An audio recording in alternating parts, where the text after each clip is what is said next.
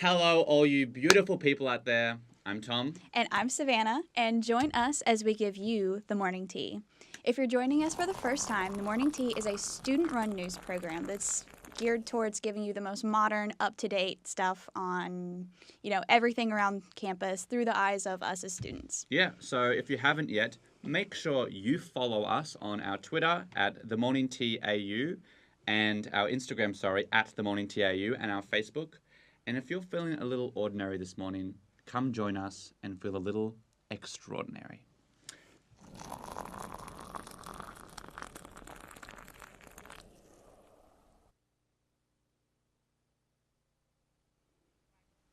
So, now we've got news for you guys. Let's go across to Shaz. Shaz, let's bring us the news. Good morning, guys. Okay, so on with the weather. Today will be cloudy with a chance of fog, particularly in the hilly areas in the early hours of the morning. There'll also be a slight chance of a shower and light southerly winds. The temperature would be at a minimum of 10 degrees and a maximum of 16. Moving on to what's happening around Australia. Coalition Senator Ian MacDonald has come under much scrutiny when he asked if Shadow Foreign Minister Penny Wong was related to the Chinese billionaire Huang Xiangmo, known to have links with the Communist Party.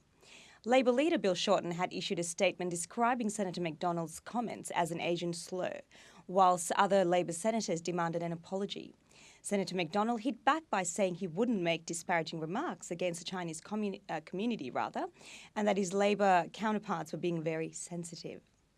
With Easter just around the corner, a hot cross bun is one thing everyone wants to get their hands on until now.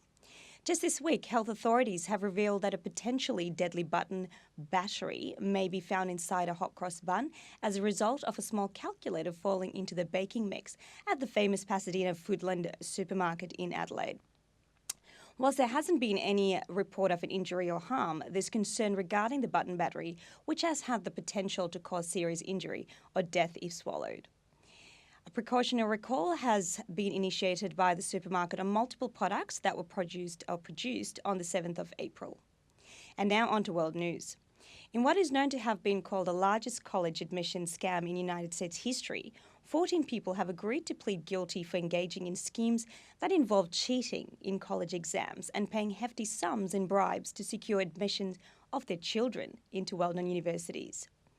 Popular TV show Desperate Housewives star Felicity Huffman was among 33 parents charged who participated in schemes to get children into top universities like Yale and the University of Southern California. She made a contribution of $15,000 in exchange for having her daughter's answers secretly corrected on a college entrance exam. Along with other affluent parents, sport coaches were also charged for passing off children as fake athletic recruits. India has claimed as having the largest number of selfie deaths in the world, according to researchers from the All India Institute of Medical Sciences. Of the 250 people who died chasing after the perfect selfie, about half of that number occurred in India between 2011 and 2017. The researchers identified the majority of the kill fees, as they call it, were caused by drowning, being hit by a car or train, and falling from a great height. The total number recorded could in fact be higher, as not all deaths are officially reported and death by selfie isn't recognised as a cause of death. Precautionary measures such as creating no selfie zone and an app to identify dangerous spots has been created in the hopes of reducing the death toll by taking selfies. And for a good news story today, it looks like there may be a new hope for people who are paralysed. As part of a clinical trial in Melbourne, 5 Australians will have a device called a stentrode implanted into their brains to assist acutely paralysed people to communicate again. The device will be placed inside a blood vessel in the location of the brain that controls movement. The trial's principal investigator, Professor Peter Mitchell, says the technology will benefit people who can't speak, are locked in their bodies and have almost no physical function, according to a report from the Australian Associated Press. If successful, this device would give people a small amount of independence, even if it's just to control a keyboard on a computer. The aim of this research is to develop safer and effective ways to introduce electrical sensors to patients around mid-2019. Sensors to patients, and will commence around mid-2019 at the Royal Melbourne and Bethlehem hospitals. Fantastic. guys. Thank you very much for reading us the My news this morning, pleasure. Shaz. Not at Yeah, all. I got some good news this morning. Yeah, very Lots of well done. punchy Thank you for Shaz is now a new part of our show. If you're watching this morning, she's gonna be hopefully with us for the next coming shows. I do have one question though. Yeah. Certainly. What is a hot cross bun? What is a hot cross bun? Yeah. You don't have hot cross buns in No, America. well, I don't think so. I don't know. You're I've never kidding. tried one. Like I've always heard, like, oh, hot cross bun, the little like song or whatever. But I don't think I've ever tried one. What? That's so interesting. No, yeah, hot cross buns are basically like raisin toast, right? It's all it is, raisin toast, and it's Okay. put into a bun and then cooked with a cross over the top, and it's supposed to symbolize Christ, I think. But you don't have to be Christian to eat it. Like I'm Jewish, and I love them. Like, Nice. they are delicious, right? Have you had hot cross buns? Oh, absolutely. And they come in Yeah. out with different flavors as well. It used to Oh, be just cool. a standard without any raisins, and now it's got caramel and it's got salted caramel and all the. Yeah, but those are so pipeline. unhealthy. Just get the original. I will or definitely- the chocolate chip ones. Oh, that sounds Chocolate really chip. good. You save that for Easter though. It's sort of like special.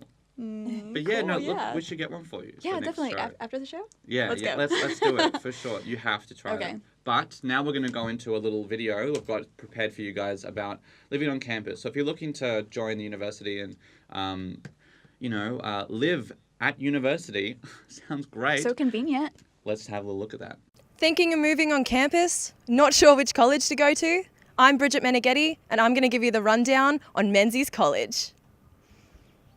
Menzies is home to 385 students, and not just from La Trobe. RMIT students are welcome to stay here too. Menzies is a self-catered, alcohol-permitted college with shared bathrooms and kitchens. You'll get your own third-inch bedroom with a bed, desk, and a built-in wardrobe already included. All that's left to do is decorate it however you please. When you move on, you'll be paired with a residential assistant. These guys are second-year students who have lived on college before, and they'll make moving in a breeze. Menzies College comes with heaps of facilities. Each resident has access to a laundry, a gym, and a theatre. Menzies is known as being the most social college of the three.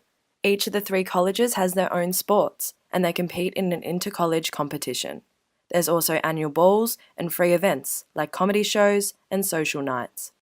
Aside from being only 5 minutes away from any of your classes, living on campus has so many perks, like 24-hour support from your roommates and access to all the learning facilities La Trobe has to offer. There's round-the-clock security, the 86 tram into the city, and the glider bus to take you wherever you need to go. If Menzies College seems like the place for you, visit accommodation services located right in front of Menzies, or visit the La Trobe website. Great. That was awesome. Yeah, cool. You live on campus, right? Yeah, I actually do. I live at Barnes Way, and I absolutely love it. It's so convenient. Like, I literally can wake up, 30 minutes before my class, get ready, and go straight to class. It's so nice. Yeah. I mean, I lived on campus as well. I don't remember the part where you go to class, but I do remember being here, I think.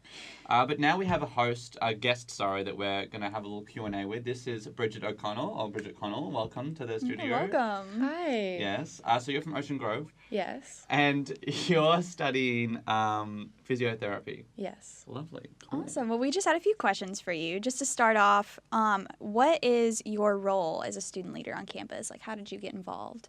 So pretty much the role of RA is just there to help make sure people and the students have the best experience possible. So we help facilitate creating an environment which everyone feels like, can share community values, share ideas, express concern, Yeah. and support for each other. Cool. Yeah, it's Yeah. great. Yeah, that's awesome. I mean, that's just so cool to have, especially in your first year on campus, because you're Yeah. getting used to, going to university. You don't have any friends if you went to a college a high school that's not near here. So that's a really cool opportunity.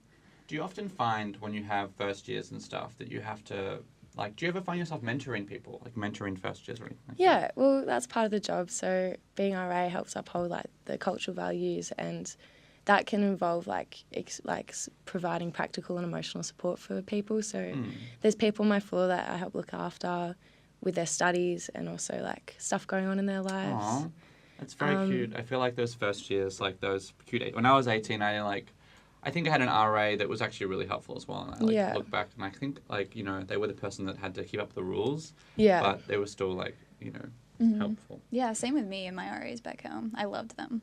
Mm. Yeah. So how do you get involved as, like, what requirements do you have to be an RA? Well, there's different portfolios as an RA on the different colleges. Mm-hmm. So I'm in the health and wellbeing portfolio. So pretty much that means in addition to like the duty of care on the floors and the responsibilities of helping people out on the floor, like with the realities of communal living, we also have 6 events throughout the year that we help plan and facilitate, focus on health and wellbeing. So yeah, we just had one about an amazing race and a trivia night for our sex and sexuality week. I So. love a trivia night. Yeah, I so always they were get pretty very good. aggressive on a trivia night. Same. I can't play group games. Really? No, especially not on campus. My God. Well, I thought you were on college. Oh, yeah. That's funny. No, not anymore. That's for sure. But yeah, so I guess one of my last questions is, what incentives do you get for being an RA? Like, what made you want to be an RA? Well, it's a great opportunity, and obviously with the course I'm doing, it's like great to get more involved. But the thing I love about most is being able to engage with the community and the other student leaders. So there's also incentives such as like cheaper rent because it is a position, a part of accommodation services. So we get a bigger room. Ooh, that's Do so you mind nice. if I ask, what is the rent, like, how much money do you get onto your rent to, like, cut back on? Like, what is the... Well, it's 40%, which helps Oh, out a that's big time. nice. Yeah. Man, That's Yeah. really nice. that's like... You want to be an just, RA? you just move there. Yeah, let's go do it. Like, geez, that's so cheap. Yeah, so Um, it's a great incentive because obviously it requires a lot. So yeah, it makes living in Melbourne a bit easier if you don't have to pay so much. Yeah, definitely. Well, thank you so much for answering our questions today. That's really, really awesome. I learned so much more about living on campus than I already knew. Yeah, we appreciate you coming in, Georgie. Thank you very much. Thank you for having me. Yeah, thank you. Now we have a little segment going into Run for Kids that happened in Melbourne this weekend. Mm-hmm. You went to that. Yeah, I went. It was so awesome. I didn't even really know what I was getting myself into, but we went. We just saw so many cool people, and I'll wait to show you guys, but we'll roll that now. This week, Bridget and I made our way to the Docklands to witness the 14th annual Run for the Kids, benefiting the Royal Children's Hospital Good Friday Appeal. Over 22,000 people participated in the run, raising over $1 million just this year. The long course was set to begin in front of Marvel Stadium on Harbour Esplanade, head over the Bolt Bridge, continue along City Link and onto Racecourse Road, past the Children's Hospital on Flemington Road, then finish up on Trobe Street. We had a chance to talk to some runners about what the race meant to them. Oh look, raising money for the Children's Hospital is absolutely amazing. We've been doing this about 5 years now. We do it every year. So and also especially having your own child, and you never know, what the future might bring, like positively, but also things can happen. So it's a good thing to do and raise awareness. Yeah, so your future. I think it's also just raising awareness for everything and getting out there having fun and doing it for the kids. Like that's what it's all about.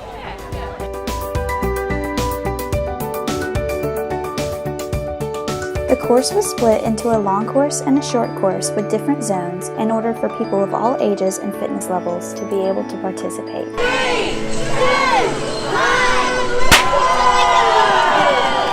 good luck to all the runners today. Of course, a lot of people train really hard for this race. It is an exciting race heading over the multi-bridge and of course being able to also run fast. People of all ages also came out to cheer on the runners as well in all sorts of fun costumes. However, one group that really caught our attention was a massive group wearing yellow for Team Layla. This is Layla, and the reason we're running is because the hospital helped to save Layla's life when she was born. She was born at 24 weeks, spent many, many long months at the hospital, and without all the expertise of the staff and what they did, they're incredible. We honestly wouldn't have Layla here as healthy as she is today. So we are so, so grateful, and we've got 277 members in our team this year. It's the biggest we've ever had. And we're fundraising like mad, like crazy. We're nearly up to $200,000 that we've raised over the 12 years. But everybody here has had a connection with the hospital, and it's something we'll do every year from here on in.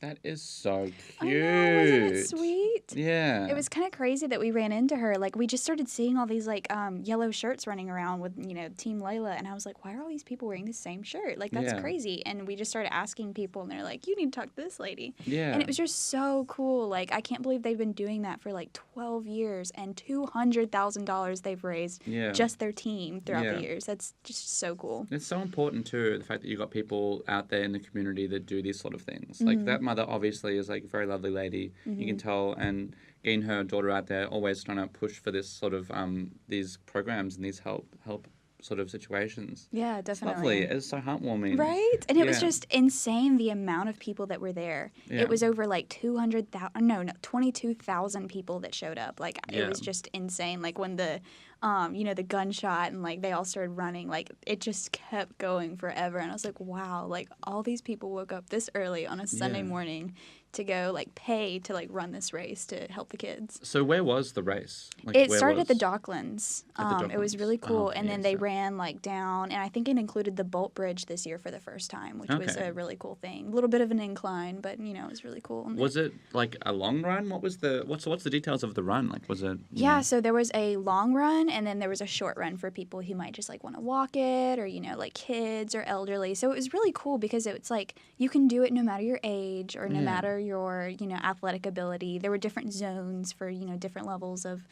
And do you donate as someone? So, like, if I want to go run, I donate, or do I run and someone else donates for me to run? You donate. I It's donate. an entry Okay. fee, yeah. Entry fee. Okay, that's good. That's good. I feel like have you seen those other runs where you can do where you've got all those like all the different diseases and I would love to do something like that. Yeah, Put on definitely. the show. That'd be really Yeah, we really should do that. entertaining. But yeah, it was so inspiring. Like, if I was here for longer, I would definitely do it next year because it seems so much fun. And like, part of the fun was like all the people on the sidelines. Like, even if you didn't want to run or like do the race, like people on the sidelines like dressing up. They're literally like cheerleaders. And So was people... the whole run for Layla, like the entire? No. Okay, The whole okay. run wasn't for Layla. The whole run was raising money for the Royal Children's Hospital Good Friday Right, of Appeal, course. which Oh, helps yeah, cool. children like Layla. But it's just so cool that like the families that have been helped by the appeal are doing so much to give back and help even more families to come. Yeah, like try and think back to like when you were a kid, and like I think those situations where you got to like what a special thing to do. I think you remember Right? that for like the rest of your life. Yeah, that girl's gonna remember definitely. that for the rest of her Yeah, I life. know. That's like such a sweet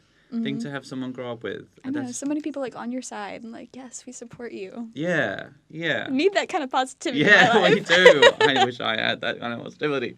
Anyway, now we're going to go into sport for this week. So let's have a look at that.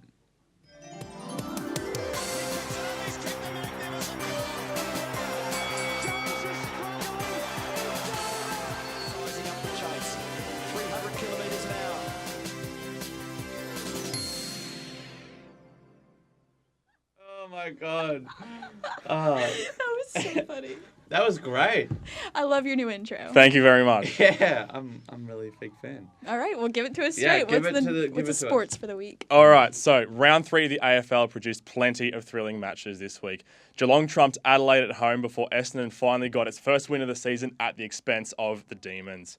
Richmond are on struggle street though, following a massive loss to GWS and a 1-week suspension for Dustin Martin.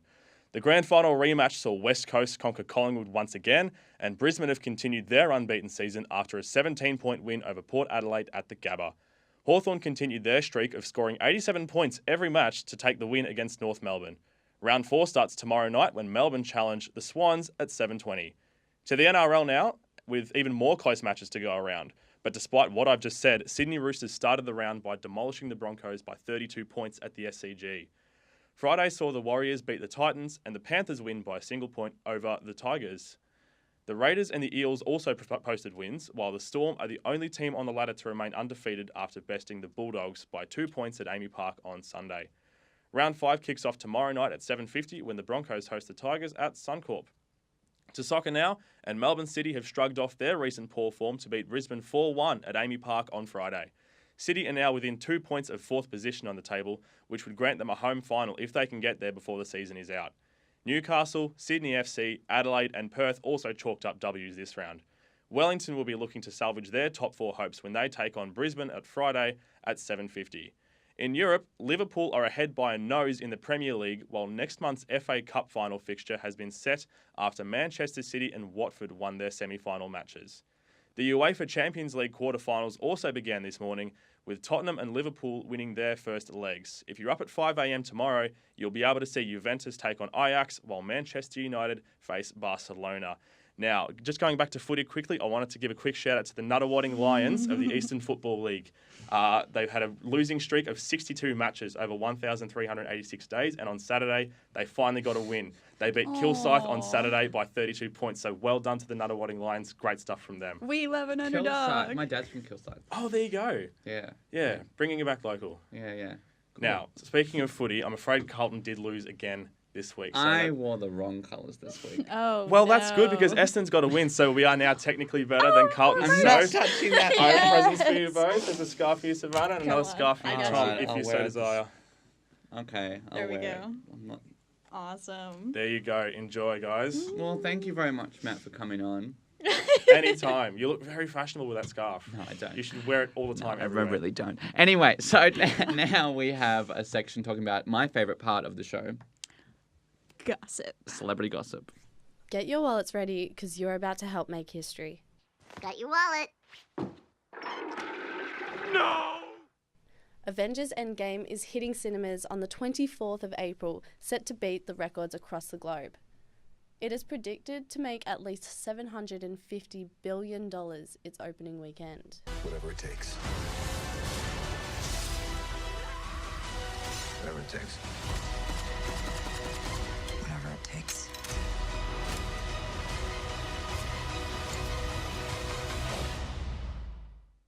Who else is happy Married at First Sight is over? I'd be so open and vulnerable with. There were dramas, there were tears, and there was a lot of wine.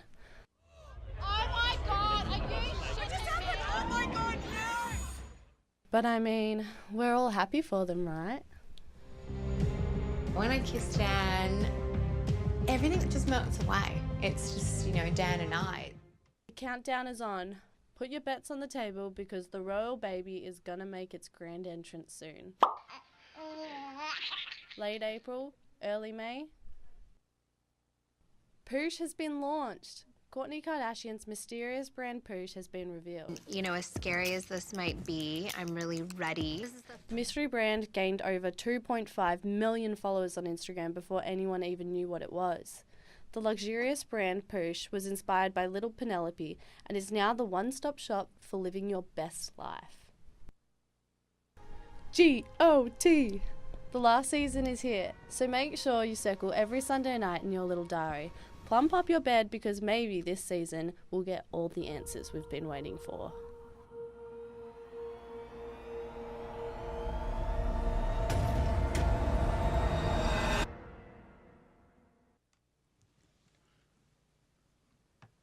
I just realised I had not watched the trailer for the new season of Game of Thrones, and I was trying not to watch it, and I just watched it accidentally. Oh, no. No one told me that there was a spoiler warning. Oh, well. Are you a Game of Thrones watcher?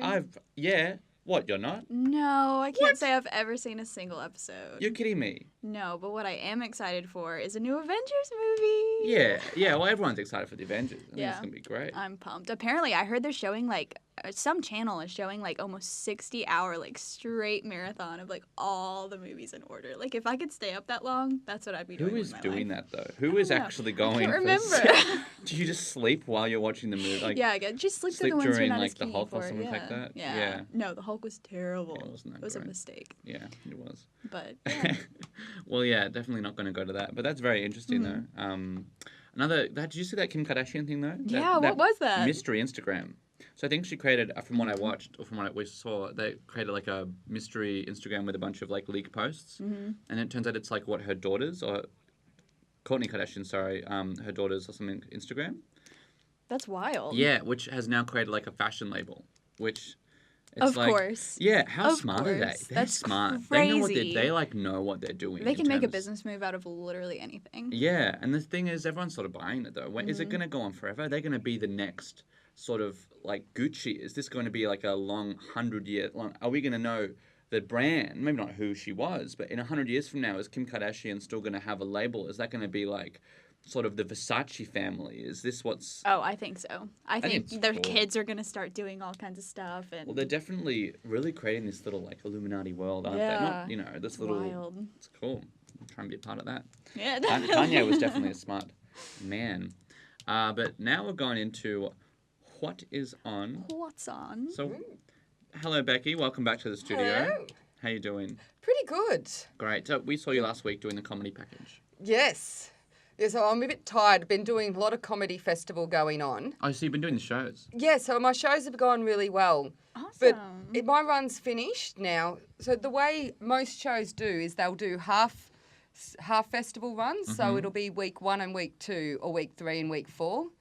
And so we're now into week 3, which means there's a whole new load of shows ready to be watching. Amazing. Well, we're so excited for you. Well, anyways, give us a scoop on what's going on this What week. is on, in Becky? Melbourne. What is on? Well, for a little break from comedy, head down to the Queen Victoria markets. So tonight is the first night of the Europa night markets. Oh, I think I'm actually going to that. That sounds really fun. Yeah, so they have a different sort of area of Europe as their focus over the next 4 weeks, each week. But you'll have a lot of street food, bit of shopping, of course, and some entertainment. And then also at the big markets on Sunday. Yeah. This week there's the Sri Lankan festival. Oh, cool. Yeah, so that'll be really good. It's got the food again, of course. But they've got workshops as well as shopping and some entertainment. But you can't escape comedy. It's even at the Sri Lankan Especially festival. with you. It's all the entertainment's being hosted by Dilrak Jayasinghe.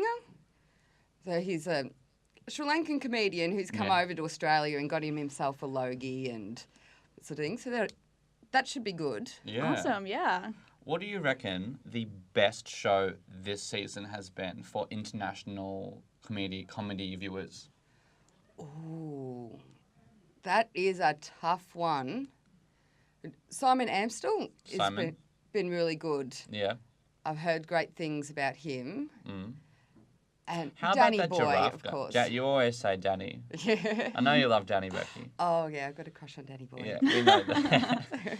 What about that giraffe guy? So I haven't gone and seen his show. Yeah, which is... Do you have, know the reviews? What are the reviews like? No, I haven't checked up on that. Paul Curry's been really good. Okay. How about your show, Becky? How's yours going? Like, how are you going with reviews and that kind of thing? Or, attendance? Yeah. Attendance has been really good, and I've had great audiences each show, which has been... It's wonderful to have an audience to perform to. It's always a big fear, is like, am I going to get people in? But yeah, I've had almost sold out nights each time, so that's been great. That's so awesome. Yeah. Love that for you. I really want to come see one at some point. Like, when's your next show? So, well, it's all finished for me for this Oh, season. no. Yeah, and it's a bit sad. Although if you want to, you can come and see me doing my lighting sound master work Ooh, for definitely. Sharon Booth's show. It's a kind of tragic. So I'm doing tech for her. And her show's based about her obsessive love of Queen. I'm a Me fan too. Queen, yeah. I can relate with that. Oh, Oh, my gosh, I freaking love Queen. Oh, you'll have to come along then. She's been, she's a complete kind of tragic over it, and she's been mad for the new Queen movie. And Yes. Oh my gosh. My mom literally bought it for me on DVD. Like, who watches DVDs anymore? But I do because I love that movie. I miss DVD players. Right? I don't. I mean, are you kidding me? You'd scratch them, put fingerprints on them. It's the worst thing. Take care of your stuff. Yeah, true, probably right. Great, Becky. Well, thank you very much for coming on the show today. We've really enjoyed having you. Yeah, definitely. And, you're welcome. yep. It's been fun being here. Thank you. So that's all we have for today. Yeah, definitely. Well, make sure, if you want to keep up with us, make sure to follow us on Instagram and Twitter at The Morning Tea AU. We're actually doing a thing every week where we go back and we talk about, a team member that y'all don't get to see as much. So. And, if you're looking forward to the next few weeks coming up for us, we're away for the Easter break. So when you come back, we have some really cool stuff for you guys. We're going to have We're so excited. Yeah, we've got some themed show. We've got some really, really good content. But that's all of us for this week. So thanks, Savannah. Yeah, definitely. Thank you. Yeah. And see you all later.